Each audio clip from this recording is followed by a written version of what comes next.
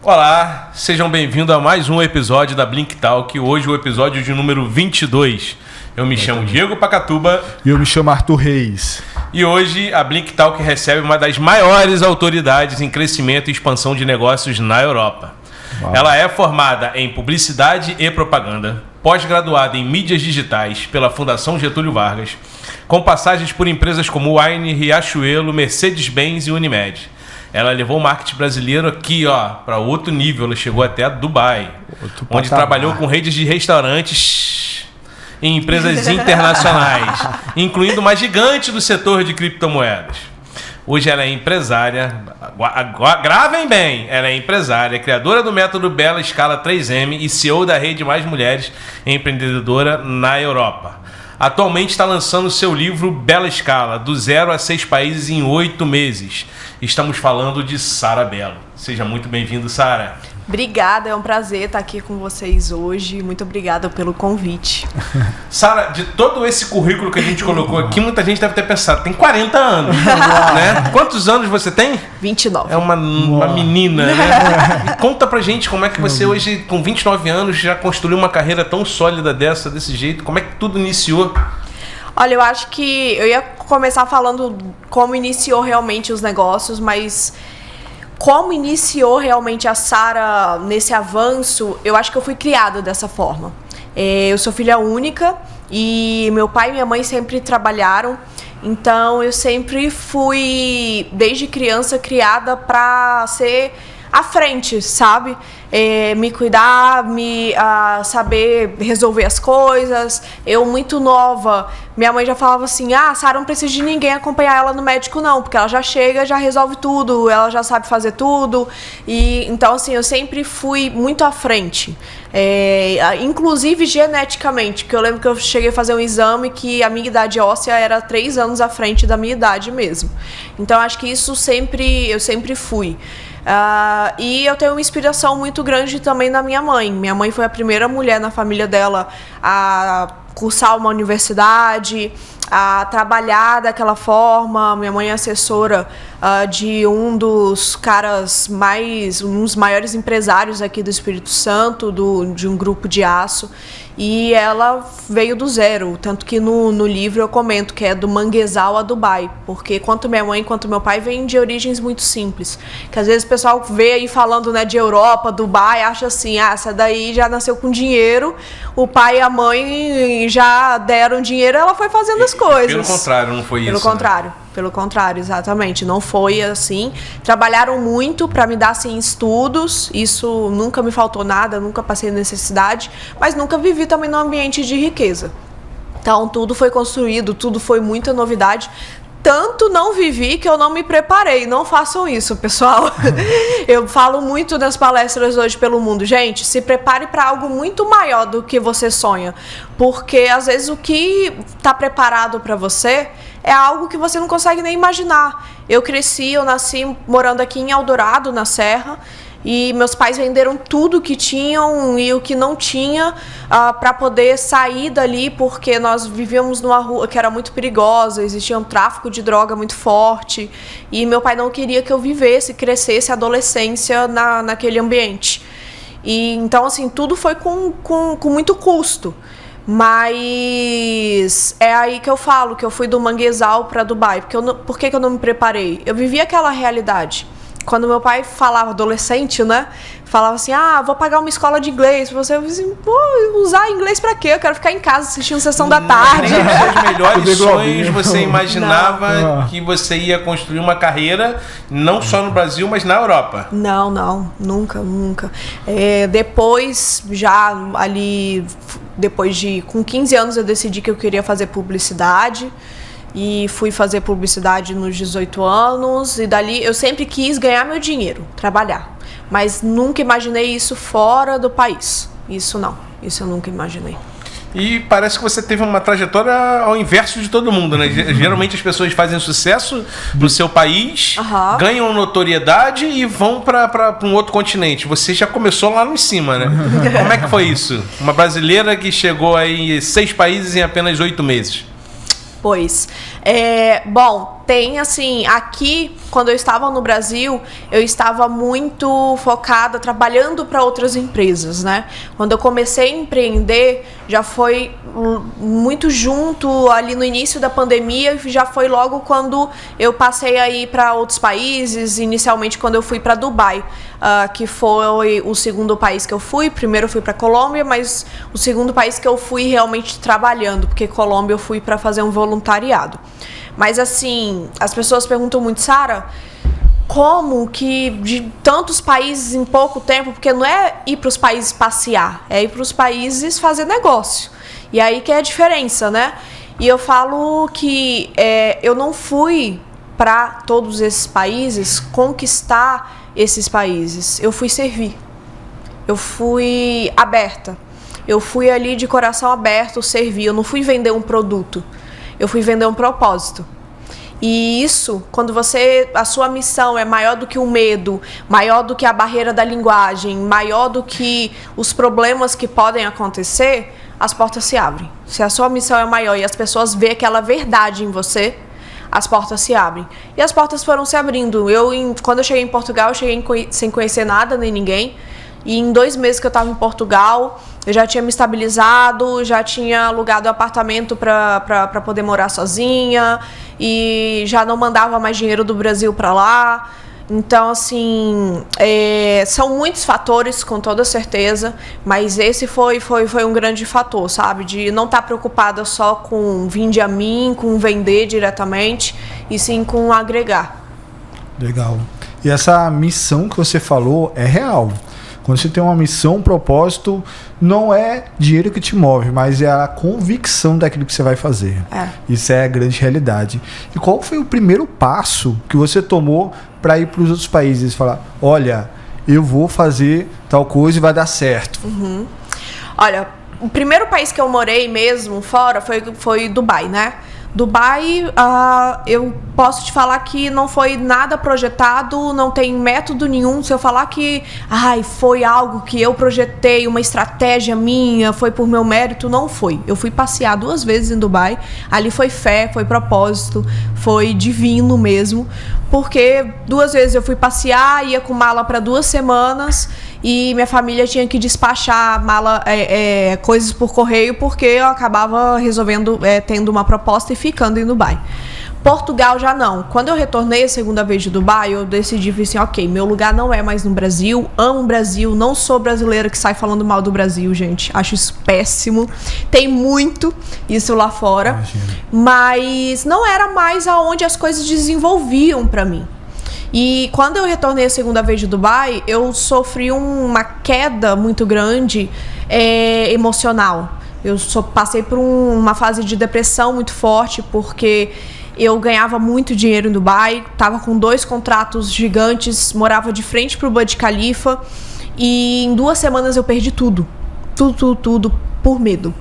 Hoje eu enxergo que foi a falta de mentalidade, de emocional, que me fez perder tudo.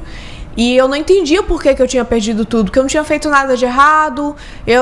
Se foi Deus, foi a fé que me deu, por que eu tinha perdido tudo então? E aí foi quando eu comecei a entender, que foi quando o meu propósito começou a ser lançado, que eu comecei a ser chamada para palestrar. Aqui no Brasil. Se eu tivesse em Dubai até hoje, eu estaria até hoje trabalhando para outras empresas, deixando esses empresários ainda mais ricos, ganhando muito dinheiro, mas não teria um propósito, sabe? Eu não teria a minha liberdade que eu tenho hoje de, por exemplo, para um imigrante vir 4, 5 vezes no ano no Brasil, é algo completamente fora do comum. Eu ter a liberdade de poder vir, passar final de ano com a minha família, de hoje ter o meu pai e minha mãe trabalhando junto comigo. Então, essa liberdade eu não teria, e não teria propósito. Eu não receberia tantas mensagens hoje de mulheres, de empresários falando, Sara, aquilo que você falou era o que eu precisava. E isso muda tudo, muda muita coisa. Mas eu comecei por aí. Então, eu comecei a palestrar aqui no Espírito Santo. Na verdade, tem aquele ditado, né? Santo de casa não faz milagre.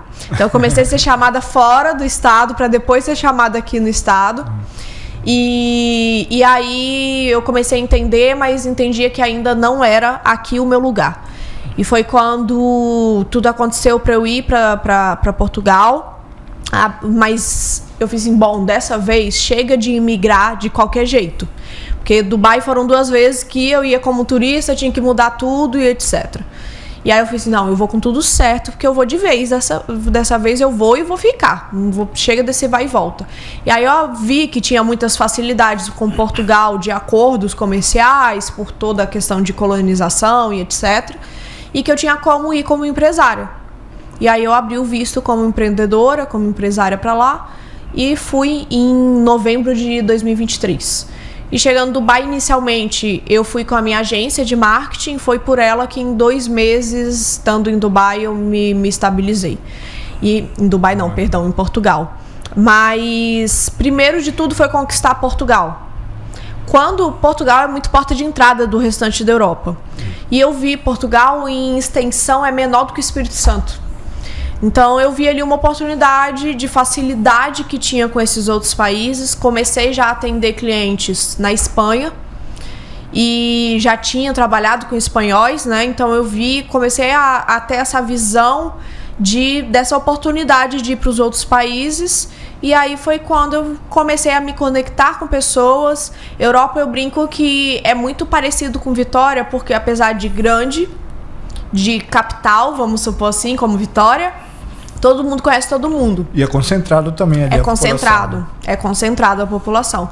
Então, para mim não foi muito difícil me adaptar, porque certos comportamentos são muito similares ao comportamento do capixaba, principalmente o português. Mas que é totalmente diferente de Dubai. Totalmente. Uma cultura diferente. Eu tive que trabalhar muito minha mentalidade antes de ir para Portugal. Porque é literalmente o novo mundo e o velho mundo. Então a gente pode afirmar que Dubai foi uma escola para você.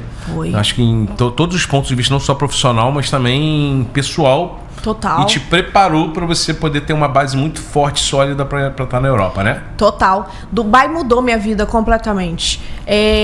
A ambientação muda muito a vida da gente, né? E Dubai é assim. A ambientação ali é um lugar do mundo, onde você senta numa mesa, cada um vai ser de um país diferente.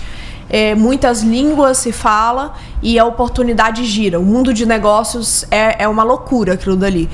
E Dubai me preparou com toda certeza, mudou a minha mentalidade primeiro, completamente. Me abriu essa visão global. Então, assim, uma das grandes coisas que Dubai é responsável na minha vida é por ter mudado a minha forma de ver os negócios, mudar a minha visão para não pensar mais especificamente Brasil, especificamente Espírito Santo, apesar de que antes de Dubai já lidava nível Brasil. Mas me deu essa visão global de negócios e uma visão não só global de negócios, mas a visão do futuro globalmente, porque Dubai hoje dita o futuro dos negócios a nível mundial. E como é que você hoje, com a experiência que você tem, consegue distinguir, que você tem experiência no Brasil, você trabalhou em grandes empresas, imensas empresas, Mercedes-Benz, por exemplo, a Wine, que a gente conhece muito bem aqui. Como é que você hoje dividiria a publicidade no Brasil e lá fora? O que você diz que é a maior diferença? É uma questão cultural? É o que o povo aceita? Reza a lenda por aí que no Brasil ainda se usa uma publicidade muito mais voltada pro corpo do que de fato pro recado que quer ser dado. Isso é de fato uma verdade ou lá fora não se pensa em corpo e sim na mensagem que quer se passar? Olha, tem muitas diferenças e quando a gente fala lá fora é muito complexo, porque para cada local o marketing funciona de uma forma. Por exemplo, em Dubai funciona de um jeito, em Portugal é de outro jeito completamente diferente. O Brasil, muita gente não sabe disso, principalmente os brasileiros, porque nós temos o costume de nos sentir inferior. Mas o Brasil, ele é líder em marketing no mundo todo. Tanto que quando eu fui contratada por essa empresa espanhola em Dubai, eles queriam um consultor brasileiro. O único que a gente ainda fica ali palha a palho, tem ano que nós que ganhamos o prêmio, tem ano que eles, são os americanos. Mas fora isso, o brasileiro ele é conhecido no mundo, quase toda agência de publicidade no mundo tem pelo menos um brasileiro. Então, isso nós lideramos muito. O que eu vejo de muita diferença, vou falar que Portugal, Dubai e Brasil. O brasileiro, ele é muito pra frente, ele é muito ousado. E ele é muito tecnológico. Portugal, não. Portugal, o panfleto ainda funciona muito mais do que aqui, por exemplo. Portugal tem uma dimensão que é a dimensão do menor estado do Brasil. Então, você tem essas diferenças. Costumes, a cultura, com toda certeza, interfere muito. O português, para ele, a jornada de compra do português, ela é muito diferente da jornada de compra do brasileiro. O brasileiro viu uma propaganda ali na internet, olha, gostei, vai lá e compra e pronto. Ele se arrisca. O português, não. Ele demora a confiar. Ele é mais conservador. Ele é mais conservador, ele demora a confiar, ele precisa conversar com alguém. Pegar uma referência, ter confiança. Aí depois disso ele compra. Só que depois disso ele comprou e gostou, acabou, ele não te larga nunca mais. Fidelizou, Ele fica fiel. Ele não te abandona por conta de preço. Não te abandona. E aí tá uma grande diferença também aí Portugal e Brasil. Dubai é bem complexo, porque Dubai você não fala com uma população local, você fala com a população do mundo todo. Então, algo que é muito forte lá ainda é o mundo dos influencers. O mundo dos influencers em Dubai é muito forte ainda. O digital também mas o maior marketing de Dubai é focado na experiência. A experiência é primordial. O servir, porque é um país que a maior parte do PIB é do turismo. Então, um país não, perdão, porque Dubai não é país, né? É um dos estados ali dos Emirados Árabes. Mas Dubai vive do turismo. O petróleo hoje de Dubai representa menos de 5% do PIB. Quase não existe mais petróleo em Dubai. Então, eles vivem do servir. Só que você lida com muitas línguas, muitas culturas diferentes. Para você ter uma noção, Dubai, você pode nascer em Dubai que você não vai ser um emirate. Você não vai ser um local. Você só é um local por sangue, realmente. Então, é bem complexo ali Dubai nessa parte. Nessa questão de lidar com muitas culturas dentro de um mesmo local. E também muitas culturas e tendo uma regra básica ali de ser um país islâmico. Apesar de toda abertura, ainda é um país islâmico, regras. Você não pode, por exemplo, você não vê vídeos no YouTube falando mal de Dubai porque o governo tira. E se você fizer isso quando você chegar no aeroporto, eles te chamam numa salinha. Porque é uma certa ditadura, é uma monarquia. Então, tem essas questões. Eles ainda têm ainda um pouco de censura em relação à mulher e principalmente a relacionamento de pessoas do mesmo sexo. Eu não falo nem tanto como mulher, tá? O lugar que eu mais me senti segura no mundo até hoje foi Dubai. Andava de shorts na rua, de madrugada, tranquilamente, sem medo nenhum. Esse tabu... Não existe. Dubai não. Dubai é um lugar do mundo onde cada um tem sua religião, tem igreja católica, tem igreja evangélica. Virou uma Babilônia. Quase isso. Mas a regra, a lei de Dubai é cada um servir, cada um respeitar o próximo. Então você não pode invadir em momento nenhum a privacidade do próximo. Então, por exemplo, um homem fazer uma cantada comigo na rua, isso é crime.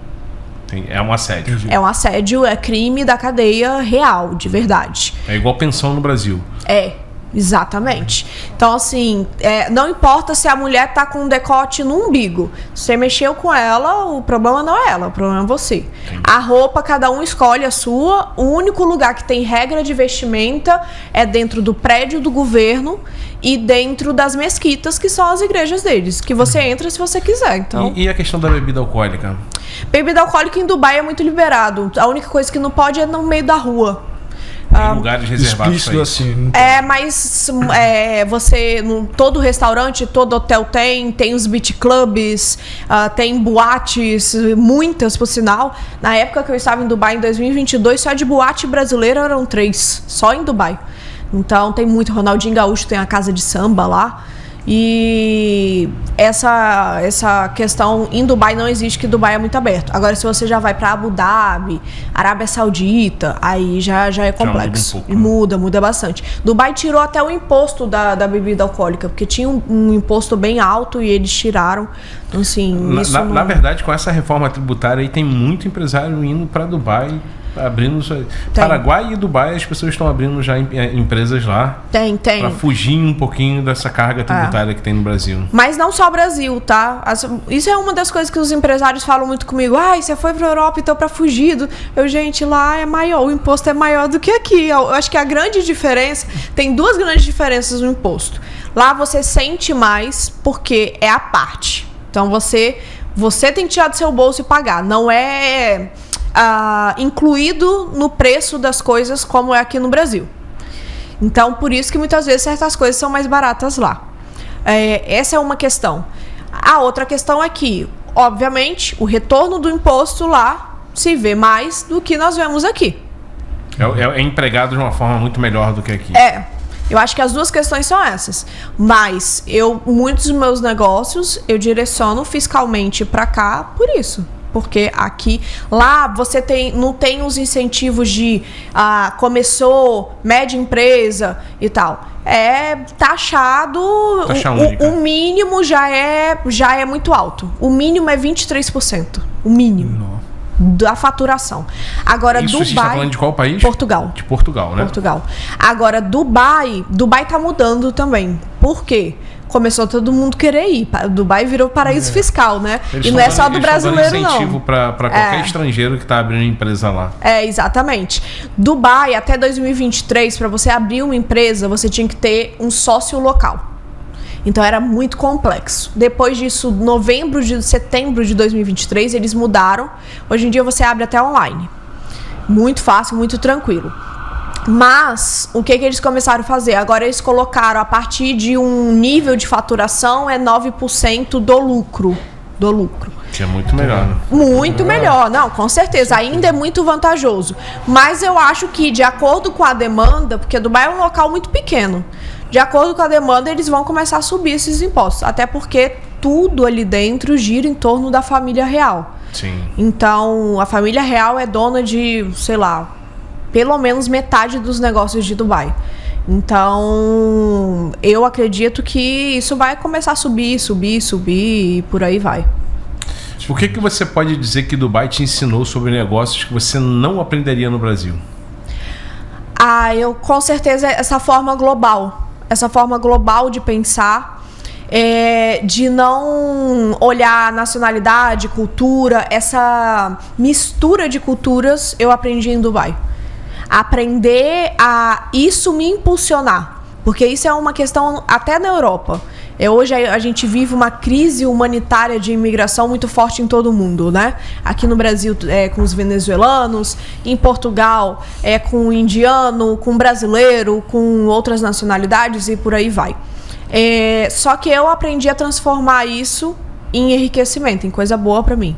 Eu amo a mistura de culturas, porque isso impulsiona o nosso criativo, isso impulsiona a nossa mentalidade, isso impulsiona muitas coisas. Então tem lado ruim, sim, que algumas coisas são mais complexas, mas tem muita parte boa.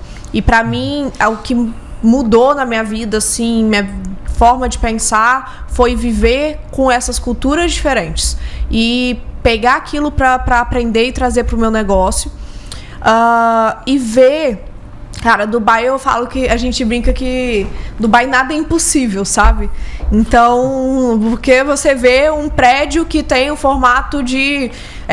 o prédio que eles fizeram do Museu do Futuro, que eu não sei nem o formato do que é aquilo. Você vê um prédio... Eu morava no andar 50 em Dubai. Eu morria de medo de ter um incêndio e eu ter que descer aquilo de escada. Eu dormia... A minha varanda, eu tenho fotos, inclusive, com isso.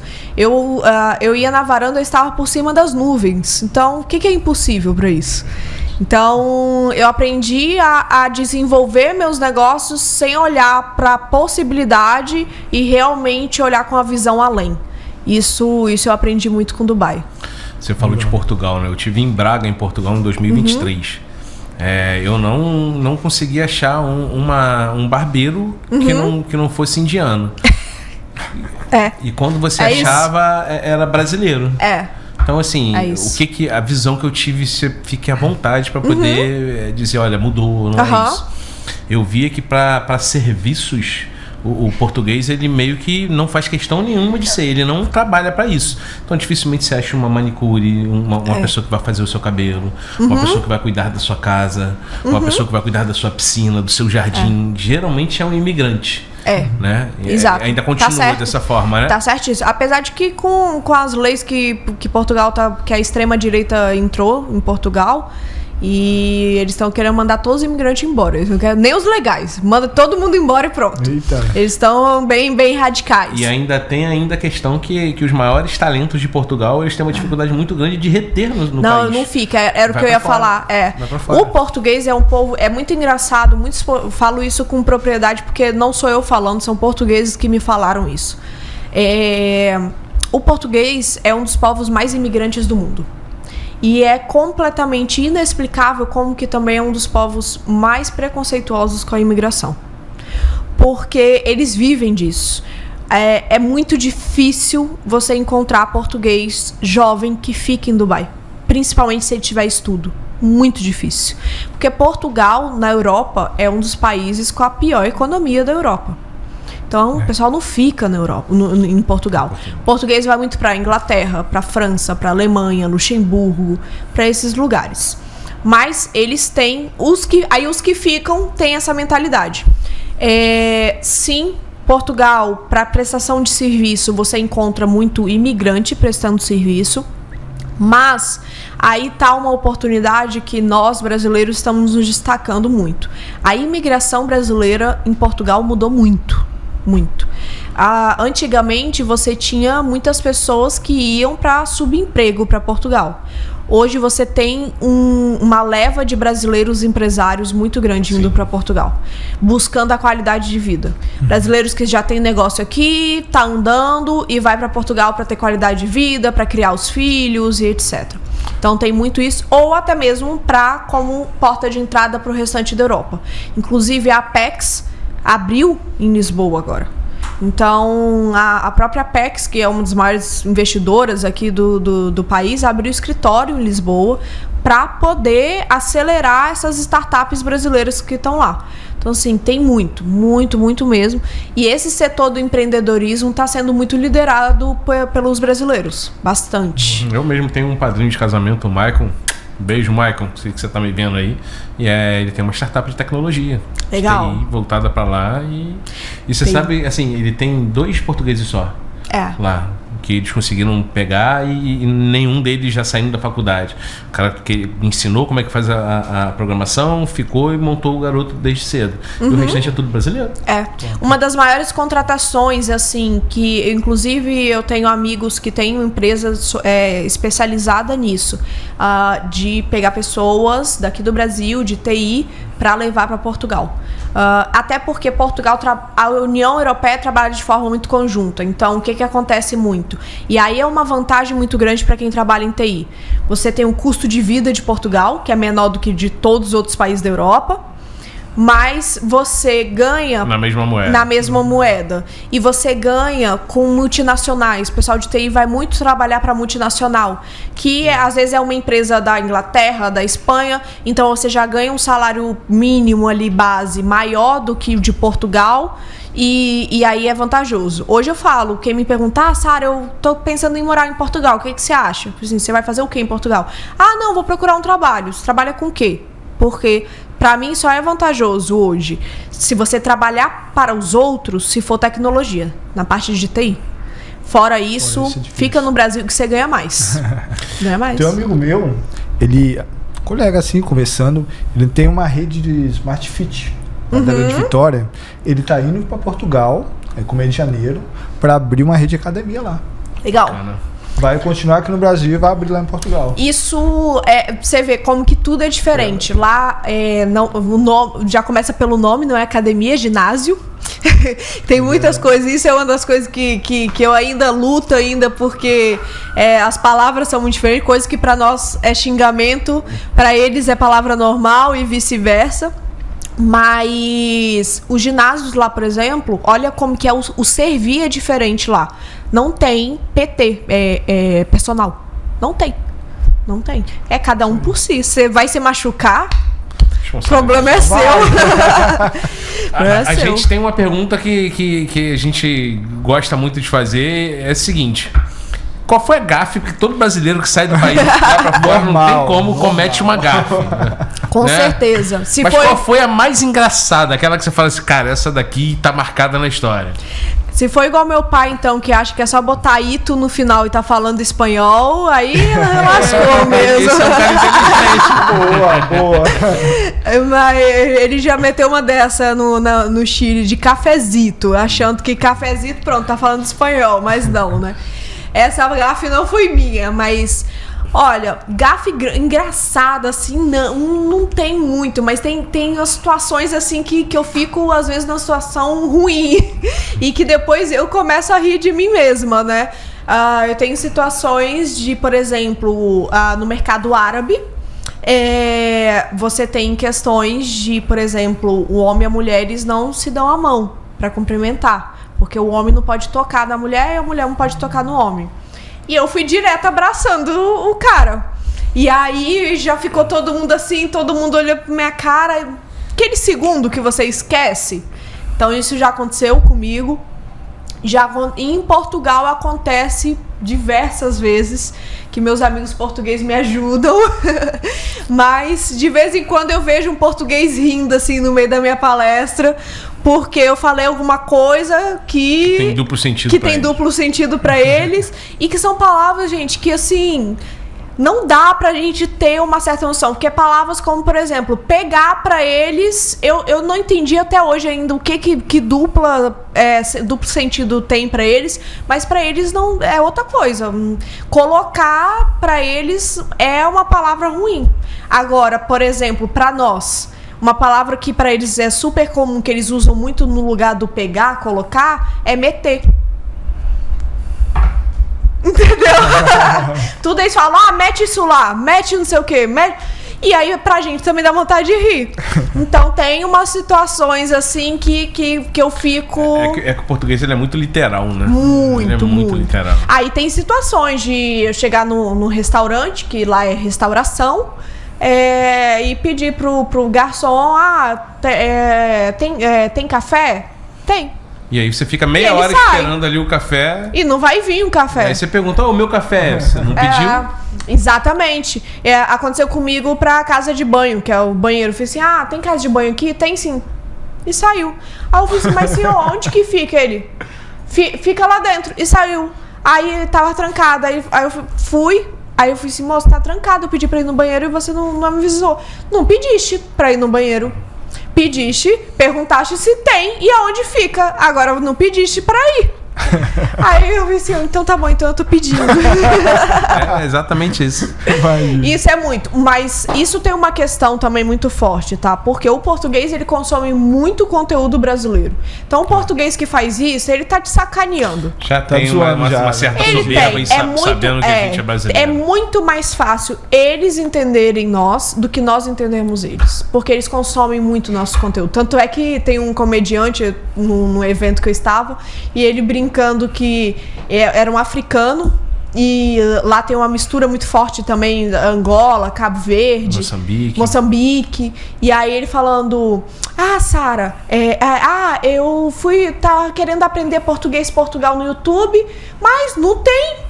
Porque você só escuta português brasileiro. Porque português Portugal não cria canal no YouTube. Você vai querer ouvir algo em português no YouTube, é só brasileiro. E então, assim, você não tem muito... Eles consomem muito material nosso. Muito, muito mesmo. É o nosso 28º estado, né? A Guiana brasileira. A Guiana brasileira. Isso é top. Mas você falou aí também, eu queria pouco sobre cultura. Qual foi aquela cultura que mais mexeu com você lá em Portugal? Uma das culturas que eu enfrentei muito fortemente de dificuldade foi que nós brasileiros temos muito costume, é natural, misturar fé com negócios. E para eles isso é inaceitável, para muitos deles. Portugal ou Dubai? Europa de uma forma geral. Europa de uma forma geral. Eu fui muito questionada a respeito disso. E passei por situações muito ruins e difíceis com isso. Porque eu sempre falo muito de fé, eu não falo de religião em momento nenhum, mas eu falo muito sobre fé, sobre acreditar, porque a minha história tem muito sobre isso. E eu sempre faço questão de falar, gente, eu não tô falando de religião, não me importa que religião você é ou não é. Só que mesmo assim eles se ofendem com isso. E eu já passei por situações de pessoas realmente se sentirem ofendidas por eu contar a minha história com relação à fé e negócios. E a pessoa chegar pra mim no final e falar, olha, você me ofendeu e isso e aquilo, e situações, e eles são juntos ainda, que eles são muito diretos, então você já se assusta com aquilo tudo. Mas eu passei, isso pra mim foi um empecilho. Por muito tempo eu cheguei a pensar se eu realmente deveria falar sobre fé. E isso é uma barreira que muitos brasileiros que trabalham com eventos, etc., lá em Portugal lidam, por essa falta de aceitação dessa parte. Mas, em contrapartida, foi até algo que uma portuguesa me perguntou em um dos últimos eventos. Ela falou assim, Sara, se tem essa dificuldade de mentalidade, etc., tão forte aqui, por que você veio para Portugal? Eu fiz sim, exatamente por isso, porque eu estou ajudando a mudar uma cultura. Então, os portugueses que aceitam ou que vão ali entendendo que tem uma mentalidade de mudança, aí elas são maravilhosas, são minhas melhores clientes. Esse amigo meu, Michael, usando ele de novo como referência, ele já tinha comentado sobre isso. Pelo português ele ser muito literal, então assim, se você não tiver cuidado com o que você fala com a fé, automaticamente eles ligam com religião. Agora, qual é a sacada que ele fez que pode ser que sirva para você? Ele usa a fé no sentido de neurociência. Sim, eu faço isso também. De você acreditar. A fé não acredita assim, ó só, eu tenho fé que eu vou conseguir chegar lá. Aí a pessoa já acredita que a fé aí ele vai, porque é uma questão de neurociência. Se eu posso, eu consigo, eu mereço, então eu mentalizo, acredito e a minha fé vai levar até lá. Então ele faz essa assimilação. Sim. Porque é uma questão dele, ele não consegue deixar de botar a fé dentro dos negócios dele, mas ele consegue passar a imagem da fé também está muito voltada à neurociência, de que você acredita antes disso acontecer. Exatamente. Não necessariamente entrega aquilo a um ser divino, que é o que o português acaba entrando como literal. Eu tenho algumas formas de fazer isso. É difícil, mas eu arrumei algumas formas de fazer isso e diminuiu muito a rejeição. Hoje eu tenho muitas pessoas que chegam até mim e falam, Sara, da forma que você faz, você consegue levar a sua mensagem pra gente que não iria escutar de outras pessoas. Então, assim, eu faço de uma forma muito business, muito voltada para como a fé atuou dentro dos meus negócios, porque os meus negócios e a fé e a minha história se entrelaçam muito. E aí eu entro também muito nessa parte do esperança, do crer, do acreditar. Mas uma outra forma que eu arrumei de quebrar eles, que foi, me questionavam muito isso. E eu, como uma pessoa muito técnica, de vir de corporativa, eu me perguntava, será que eu tô certa? Será que eu não tô misturando as coisas? A última coisa que eu imaginava na minha vida seria rodar o mundo motivando pessoas, porque eu sou uma pessoa muito técnica. Mas aí me veio à mente, acho que nos meus momentos ali de oração com Deus, me veio à mente quais são os povos mais conhecidos mundialmente por serem povos referência em negócios, em comerciantes. São os povos judeus e os árabes. São exatamente os que misturam. Há milênios. São referência no mundo por serem ótimos negociantes e etc. E eles misturam. A fé deles, eles não abrem mão de forma nenhuma. Então, acho que Dubai me trouxe muito isso também. Porque eu aprendi a respeitar a religião do outro, que eu acho que, às vezes, isso é também realmente um pecado, algo ruim que o brasileiro comete, Porque eu me sinto também mal de, às vezes, certos eventos. Eu vou para um evento de negócio e parece mais culto do que realmente negócio. E aí eu acho que você tem que saber balancear também. Você pode colocar fé ali no meio da questão, sim, porque a fé, para quem pratica realmente, ela tá com você o tempo todo. Mas você precisa saber balancear. Você vendeu um evento de negócios. Então você tem que entregar um evento de negócios. Então acho que isso o brasileiro peca muito também.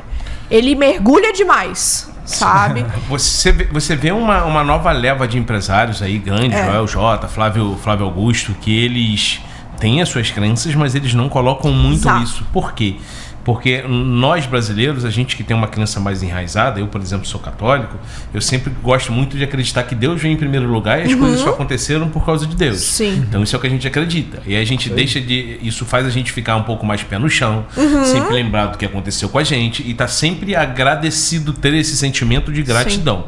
Já outras culturas, por mais que também Portugal é um exemplo que é um país católico, né? Acho que só perde na Europa para a Polônia, que é o país mais católico que tem lá. Eles têm a fé deles, mas se chega a Sara e diz que graças a Deus eu consegui isso, eles levam aquilo para não literal mérito da Sara, e sim o acaso. E aí você tira um crédito de uma profissional que tem muito crédito para estar lá. Então você pode reparar que as pessoas têm cada vez menos usado menos essa questão em negócios, fala muito mais numa mentoria, num coach, num bate-papo assim, mais informal do que qualquer coisa. E sim, pra Sara, que trabalha com motivação e mexe com empresários lá fora, que é uma outra mentalidade, você deixa de ser brasileira, basicamente. Hoje eu falo muito, as pessoas comentam muito comigo que eu sou cidadã do mundo, porque eu tenho muitas culturas diferentes. Meu sotaque, o pessoal não consegue saber de onde que eu sou do Brasil, porque eu pego muitas coisas diferentes, mas tem muito isso. Portugal, na verdade, hoje vive a Europa, de uma forma geral, ela vive uma era muito do desacreditar. Eles não acreditam em nada. Muito ateu, muito agnóstico.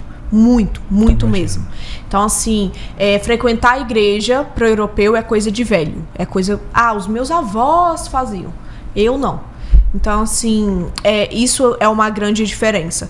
E eu vejo que o que essa galera, Joel J, Flávio Augusto, eu acho que é exatamente o equilíbrio que eu gosto. De fé e negócio. Eles eu gosto. Agora, tem muito guru aqui, muita galera aqui, que, cara, você vai... você se sente dentro da religião do cara, realmente, sabe? E, inclusive, grandes aqui foram pra lá e estão extremamente manchados por conta de coisas como essas, entre outras coisas. Porque as pessoas acham que porque é grande no Brasil, vai pra lá e pronto, acabou, eu sou grande, eu tenho dinheiro, tá tudo certo. E não é. É uma das coisas até que eu abordo no meu método sobre escala de negócio, que não tem essa. Se é grande no Brasil, o problema é seu, legal. É uma questão da moeda. Um empresário no Brasil que fatura bilhões, por exemplo, o Arthur é um empresário no Brasil que fatura 1 bilhão. Na Europa, você está faturando 180 milhões de euros. Mas eu a diferença em relação à mentalidade. O que você é no Brasil, tudo bem que o seu mindset é diferente aqui e vai ser tão bom quanto lá. Mas quando você converte, isso tem uma diferença. Opa, pera lá. A gente vê isso hoje num clube de futebol. O Flamengo hoje, por exemplo, acabou de levantar um déficit de que vai faturar 2 bilhões ao longo do ano. Quando você converte isso para lá, a gente está falando ali de 300 milhões de euros. Mas vou te falar uma coisa, que nesses 2 anos em Portugal, conversei com muitos empresários brasileiros e de fora, e nenhum, a questão, o erro, o empecilho de empreender e escalar na Europa foi dinheiro. Nenhum. Todos eles foram questões culturais, questões de... Vocês terem... Vou citar um exemplo muito simples que é muito diferente. O Brasil, você acredita que a pessoa é grande pelo nível de acessibilidade dela. Quanto menos acessível, maior ela é. Lá, meu filho, vai você não ser acessível. Você pode ser quem for. O presidente de Portugal anda na rua sem segurança tirando foto com todo mundo. Eu tenho o telefone do embaixador do Brasil no meu WhatsApp. Eu falo com ele a hora que eu quiser. Ah, Sara, porque você é muito grande? Não, porque eles são muito acessíveis. Não é porque eu sou sucesso e etc. Lá não existe essa barreira, sabe? Essa barreira cai muito. O estrelismo é muito mal visto na Europa. Muito mal visto. E aqui é sinônimo de sucesso. Essa é uma das grandes diferenças, assim, enormes. E que é o que chega muito brasileiro lá e fala assim, não sei se eu vou ficar aqui não, porque eu tô acostumado com a minha mordomia, com ser mimado lá no Brasil, porque eu sou estrela lá e aqui eu sou mais uma pessoa comum. Isso cai muito. Muito mesmo. E não só no mundo de negócios. Conversando com o meu pastor, ele falou, Sara, isso acontece até no meio das igrejas aqui. É exatamente o mesmo ritmo. O Pedro do marketing, às vezes, quando quer entrar em contato com alguém para tentar fazer uma gravação, a pessoa fala com o meu assessor. Aí tu fala assim, 10 mil seguidores na rede social. Tá com o assessor para poder marcar um podcast. Mas eu não. E às vezes é a pessoa mesmo falando. Mas eu falo em outros níveis. Por exemplo, aqui no Brasil, somente São Paulo é um mundo de estrelismo ainda muito maior do que o restante do Brasil. É uma realidade completamente fora do comum, né? Então, por exemplo, São Paulo, você tem muito costume dessa galera de palestra andar com maquiador, andar com videomaker o tempo todo ali com eles, etc. Isso na Europa não existe. Mesmo que a pessoa seja grande, tenha muito dinheiro, não existe. Tanto que muita gente fala, é melhor você ser rico no Brasil do que você ser rico na Europa. Sabia? É melhor ser rico aqui. Porque tem mais mordomia. Muito mais mordomia. Vantagem. Mais vantagens. Muito mais vantagens. Quer ver uma outra grande diferença? Na Europa, de uma forma geral, ter doméstica em casa é extremamente comum. Não é normal. Só os bilionários, gente com muito dinheiro mesmo que tem. Não é comum você ter uma doméstica em casa. Não é comum pra mulher tá o tempo todo no salão toda semana e faz isso, faz aquilo. Não é comum. Você vai no salão, mas a frequência é muito menor. Aniversário de criança, não tem as de pai e mãe fazer cerimonial, isso, aquilo. Isso não existe lá.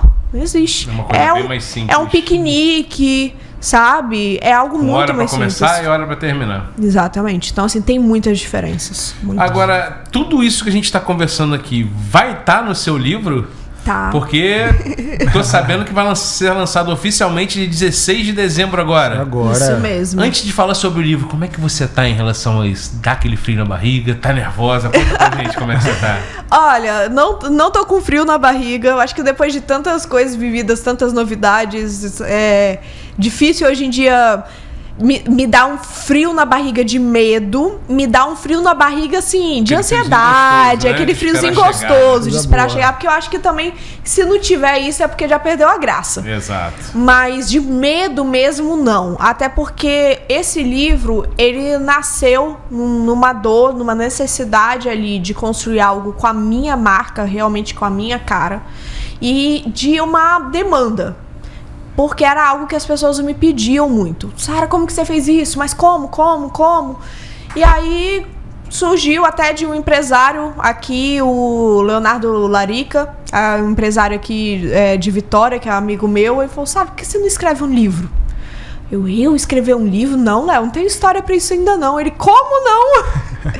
E aí eu comecei a avaliar ali, as coisas começaram a acontecer, então... Ele tem razão, né? Ele tinha razão. E ele é um grande empresário. Eu falei, bom, se, cara, ele é um empresário gigante, tá falando isso, eu acho que deve ter realmente algo aí. E aí foi quando eu comecei a desenhar e foi tudo tão fluido e que foi construído tão rapidamente. Eu escrevi esse livro... o livro, ele vai ter um app também que vai ser lançado em um evento que eu vou fazer aqui em Vitória antes de retornar para a Europa, que em breve eu vou divulgar as datas. Mas, então ele vai ter um app, site e tudo. E o livro eu desenvolvi tudo em um mês. Até porque eu sou muito de execução. Então quando vem a ideia, eu não aquieto enquanto não tiver feito. Mas eu comecei a pensar ali, tá... eu fiz tudo isso, como que eu fiz? Aí eu parei para poder analisar como que eu fiz, para construir realmente um método com isso. Então, o livro, ele é realmente um mapa ali para a pessoa sair da estagnação para o crescimento, e não só em questão de países. Ah, Sara, então é só para quem quer internacionalizar? Não, ele funciona para qualquer lugar do mundo. E aí o método eu desenvolvi dentro de 3 M's, que é a mente, o movimento e a máquina, que foi onde eu cheguei e concluí que foram esses 3, dentro desses 3 pilares que eu escalei. E desenvolvi o livro. O legal do livro é que ele não é um livro só teórico, ele tem parte prática também, ele tem exercícios. Bacana. Então, tanto que eu falo que é um método que eu usei, que também serve para a pessoa destravar o crescimento do negócio dela. Então, ele tem um planejamento. A pessoa termina o livro realmente com um planejamento para ela aplicar direto no negócio dela. E tem a parte teórica também. Então, ele tem a parte teórica técnica e tem a parte teórica da minha história. Então, eu começo contando da minha história, como que eu cheguei àquele momento, pego a parte técnica, por exemplo, de marketing, CRM, etc., e finalizo com a atividade para a pessoa colocar em prática. Show. Bacana. Faz o seguinte, né? Pega o livro, mostra para aquela câmera ali, vamos fazer ali o mate, fala o seu arroba. Meu arroba é @sarabelo.ouro. Vai ser a primeira lá, vocês já vão encontrar no link da bio. Tem lá para vocês poderem adquirir, quanto nível Brasil, quanto nível Europa também. Tá disponível para ambas localizações. Dia 16/12. Isso, e dia 16/12 agora vai ter um lançamento aqui na Ilha do Boi, lá na Casa Dourada. Do livro. Quem quiser participar pode mandar mensagem lá no direct do Instagram também, colocar o nome na lista para poder estar comigo. E em breve, eu retornando para a Europa, vamos fazer o lançamento também lá em Lisboa e nos outros países também. Bacana, então quem quiser ter a oportunidade de adquirir um pouquinho mais de conhecimento pessoalmente, bater um papo, pegar um autógrafo, dia 16/12, acessa lá sarabelo.ouro, troca uma ideia lá, com certeza você vai sair de lá muito mais enriquecido do que como estava antes. Com certeza. E você tocou num ponto que é interessante, que assim, eu particularmente quero saber muito sobre isso, que é o seu método 3 M's, né? Mente, movimento, máquina. Isso. No seu método, o primeiro M é a mente. Quais são as travas mais comuns que impedem o empresário de crescer? Olha, uma coisa que as pessoas... eu mesma, uma crença que eu tinha era... os grandes empresários, quando eles sentam, eles falam de técnica, eles falam de ferramenta. Só que quando eu comecei a sentar nas mesas com esses grandes empresários, eu descobri que eles falam muito mais de mentalidade do que de qualquer outra coisa. E ali foi onde eu vi que realmente tudo nasce da mentalidade. As pessoas acham que escalar, que vender mais é a escala. Mas o vender mais, o trabalhar mais não é a escala. A escala ela começa de dentro para fora. Você tem que começar, e não é papo de coach, você tem que começar primeiro pela sua mente, porque senão a empresa ela reflete a mentalidade do dono. Então você não consegue chegar a essa escala nunca, os seus funcionários vão refletir aquela mesma mentalidade e nunca vai para frente. E então a mentalidade ela reflete muito essa questão, e os maiores erros é a pessoa achar que primeiro ela precisa... Primeiro eu vou vender mais, eu vou chegar, eu vou ser grande, para depois eu pensar como grande. Primeiro quando eu conquistar isso, eu invisto no meu emocional. Quando eu conquistar aquilo, quando eu for tal empresário, aí eu vou agradecer a Deus e aí eu me dedico à minha fé. Só que não é. Então, assim, na mentalidade eu falo dessa parte de fé, de como tudo isso aconteceu na minha vida através da fé, mas falo também sobre você ter a mentalidade certa para certas questões. Se eu não tivesse a mentalidade certa, eu estava até hoje aqui na Serra, morando aqui e com trabalho, e estava tudo bem, porque estava tudo bem, que tem para algumas pessoas é isso que é o bastante, mas para mim faltava algo. E eu ganhava muito bem, gente, porque eu já tinha cargos de lideranças nessas grandes empresas. Eu, às vezes, ganhava até mais do que no começo do empreendedorismo. Mas faltava algo. Só que para isso tinha que ter a mentalidade. Teve que mudar, né? Eu venho de uma família de funcionários. Meu pai trabalhou 38 anos na mesma empresa. Minha mãe, 34 anos na mesma empresa. Ninguém nunca empreendeu. E para eles isso era sinônimo de sucesso. Quase me mataram quando eu falei que eu ia deixar de trabalhar para as multinacionais para empreender. Não entendi. Hoje não. Hoje eles topam minhas loucuras todas. Mas eles não sabiam do que se tratava. É que o mundo muda muito rápido, né? Eles saíram de uma época que era uma questão industrial para uma área de informática que eles pegaram essa migração muito diferente do que a gente, né? Totalmente. Que bom que você conseguiu mostrar para eles que não, hoje eles super topam e participam e trabalham junto comigo, estão vindo pro empreendedorismo junto comigo. Então, minha mãe tá se tornando minha assessora. O meu pai, até pra videomaker, eu já botei ele pra fazer também. E aí vai indo. Primeiro M é mente, o segundo M, movimento. Por que a maioria dos empresários sabe melhor a mente, mas trava e não executa? Essa é uma questão muito forte, real. As pessoas sabem o que, mas não sabem como. Elas sabem o que, mas não, parece que elas não, alguma coisa segura elas, né? Tem algumas questões aí. Acho que o principal as pessoas sabem o que, mas elas não têm um passo a passo definido. Elas querem fazer muita coisa ao mesmo tempo e não tem uma direção. O principal é a falta de direção, que é o que eu trouxe dentro do método. Um passo a passo, realmente uma direção para você escalar.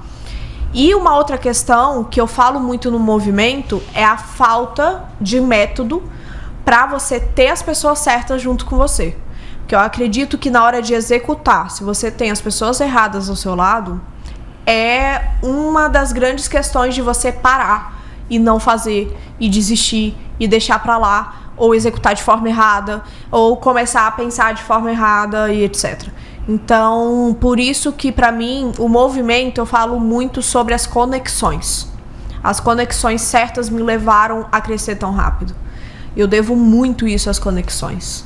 Hoje, eu não passo perrengue em lugar nenhum do mundo. Nenhum. Porque eu me conectei de verdade com as pessoas. Eu tenho pessoas muito próximas de mim em diversos locais do mundo que me ajudam com tudo isso, porque eu sozinha não faço nada.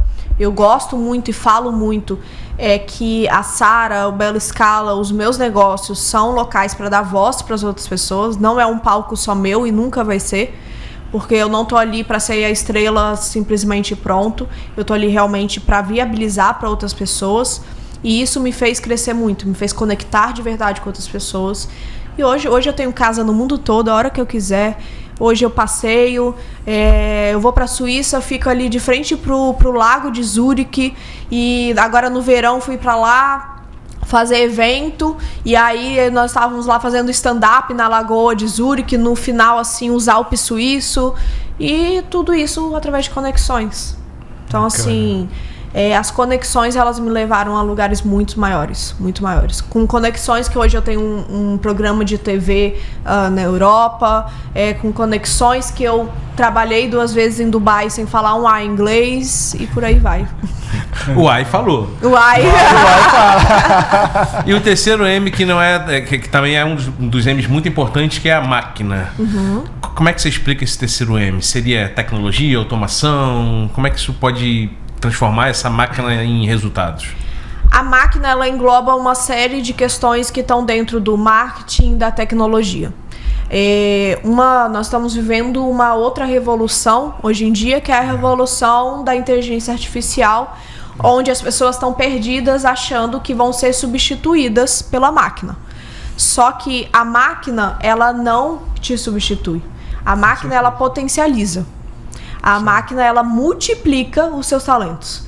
Então, ali no máquina, eu falo sobre como que você utiliza a máquina para potencializar e multiplicar o que tem de bom na sua empresa e, assim, aumentar os seus resultados. Então, ali eu falo sobre como que eu apliquei isso dentro da minha empresa, porque quando você tem, para mim, uma das maiores questões, maravilhas assim da tecnologia, da máquina, da inteligência artificial hoje, é que você consegue escalar sem ter grandes recursos, sem precisar contratar uma grande equipe para isso e etc. Só que ela não substitui o ser humano, pelo contrário.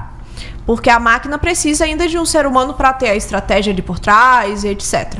Mas, por exemplo, tem processos repetitivos, como um atendimento, que você não precisa ter um call center gigante. Eu faço muitos eventos em muitos lugares diferentes. Eu não preciso hoje ter um call center gigante. Eu tenho uma pessoa para ficar fiscalizando ali se foi respondido corretamente ou não, se a pessoa perguntou algo diferente, se fugiu do ritmo da conversa normal para chegar e atender. Sim, mas fora isso, é máquina. E as pessoas não fazem ideia que é máquina. Exatamente. Você sabe que você está fazendo corretamente quando as pessoas não sabem que é a máquina que está atendendo. Porque isso é uma das coisas que me questionaram muito. Ai, Sara, mas máquina, fica aquele robô, ninguém quer falar com o robô. Só que aí você está usando a máquina de forma errada. Exato. Essa é a questão. Fica parecendo robô quando você utiliza da forma errada, quando você não humaniza. Tem como humanizar. Eu coloco a minha voz ali para poder gerar áudios com a minha voz. Eu chamo a pessoa pelo nome. Eu me relaciono com a pessoa antes de mandar algo de vendas com ela. Eu faço perguntas ali para ela. Então tem toda uma questão, tem formas de você humanizar isso. E muita gente não faz ideia que é a máquina ali falando. É porque teve a revolução da IA. Teve a IA inicial, que a gente chamava de chatbot, que você tá falando. Sim. Agora veio a agência de IA, que realmente é isso, que ele lê quem tá falando alguma coisa e vai sobre aquilo, vai desenvolvendo a partir dali. O robô vai falando sobre você. Exatamente. Que vai estar desenvolvendo pro próximo ainda, você tem ideia. A gente tem um grupo, o Fórum, a Reddit, que lá, se for, tem muita coisa que vai falando sobre isso. Mas você sabe o que é melhor? Tudo isso que a gente acabou de falar tá exatamente ali, ó. Olha lá. Você que tá curioso, dia 16/12, lá na Ilha do Boi. Isso. Só entrar no contato lá no Instagram com ela, agenda lá e já compra online também. Vai ter o link na bio. Vai estar o link na bio, então caso a pessoa não possa estar presente, ela pode adquirir também. E quem adquire o livro, o que é legal? A pessoa não está comprando só um livro, ela vai ter acesso também a um treinamento sobre o livro. Então ela vai ter acesso à nossa área de alunos, à nossa plataforma, aonde ela vai ter um treinamento ali para poder assistir e colocar em prática também. Muito bacana, Sara, bem legal a sua ideia.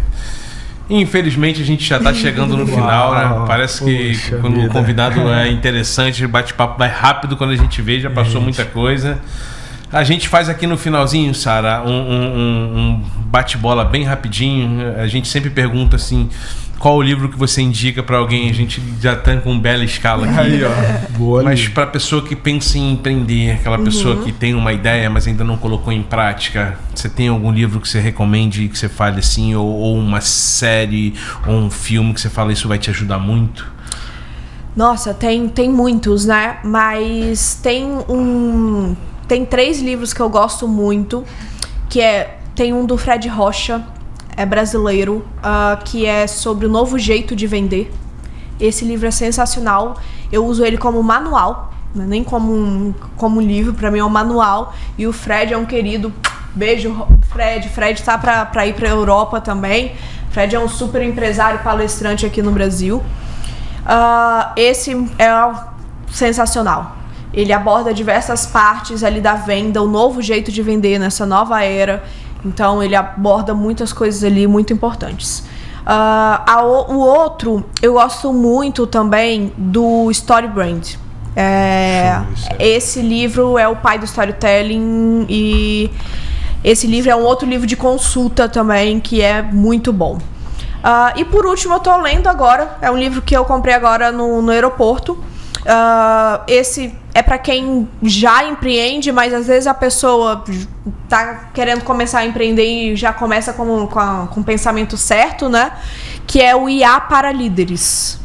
Bem bacana também, é brasileiro também. E ali fala sobre como implementar a inteligência artificial na sua empresa. Então, eu achei bem legal esse livro também. Anotado aqui, hein, gente?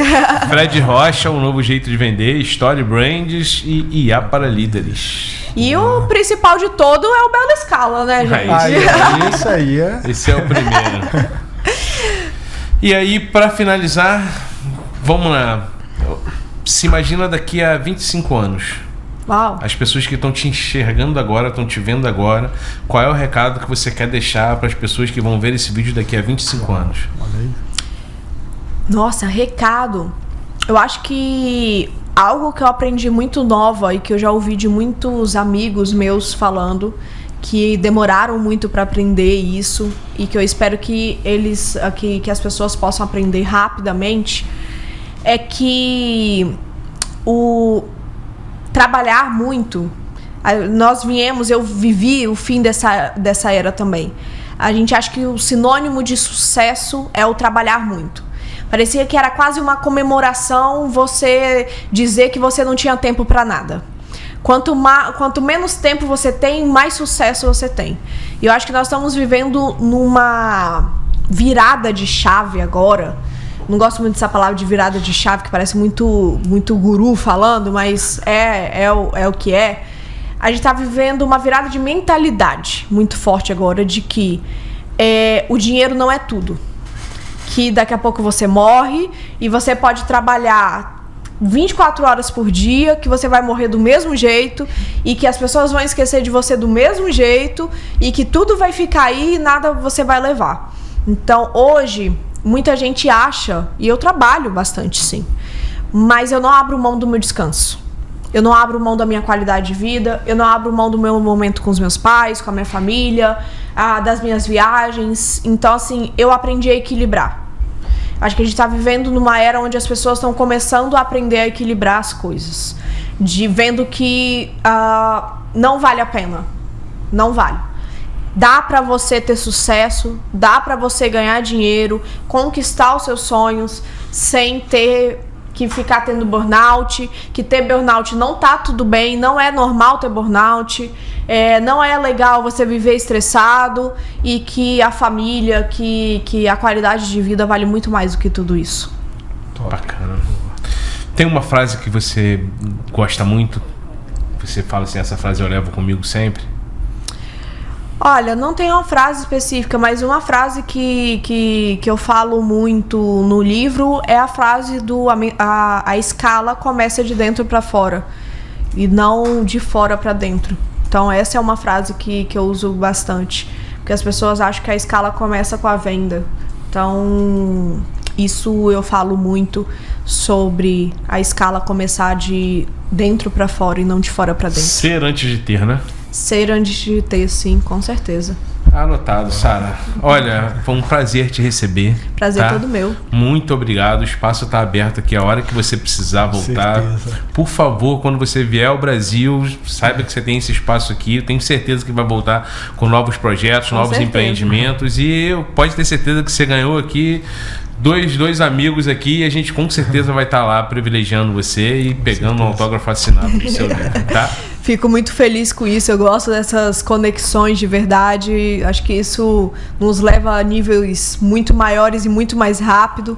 Com certeza tem muitos projetos para 2026 que vão ser lançados já agora janeiro, fevereiro, e que vocês já estão convidadíssimos, e projetos que são não só Europa, mas Vitória também e nível Brasil, e que eu tenho certeza que estaremos juntos. Obrigado, que você continue abençoando cada cliente seu, cada pessoa que te segue, que você possa estar trazendo a sua mensagem. Amém. E a gente não pode finalizar sem falar sobre os nossos patrocinadores. Exatamente. Então você, mulher que gosta de se vestir bem, com elegância, você já sabe qual é a loja que você precisa comprar? É na Amarilis. No Instagram tá aqui embaixo, Use Amarilis. Lá são roupas de alfaiataria, primeira linha, com muita qualidade. Lá você vai conhecer a Ana. Lá tem um perfil de você ter uma consultoria sobre investimentos, é bem bacana.